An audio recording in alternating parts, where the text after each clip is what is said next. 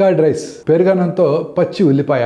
దక్షిణ భారతదేశంలో ముఖ్యంగా గ్రామాల్లో ఈ కాంబో ఒక క్లాసిక్. వేడివేడి అన్నము, కొంచెం కర్డ్ మిక్స్ చేసి పక్కన ఒక క్రిస్పీ ఉల్లిపాయ కొరుక్కోవటం, ఆ టెక్స్చరు, ఆ టేస్ట్ సింపుల్ కానీ అది ఒక స్వర్గం. ఇది భోజనం ముగింపుకి ఒక రిఫ్రెషింగ్ టచ్ ఇస్తుంది. ఇప్పుడు మనం ఉత్తర భారతదేశానికి వెళ్ళినట్టయితే ఏ దాబాలో అయినా, ఏ ఇంట్లో అయినా రొట్టి దాల్ కంటే ముందే ఉప్పు, నిమ్మకాయతో కూడిన ఉల్లిపాయ ముక్కలు వడ్డిస్తారు.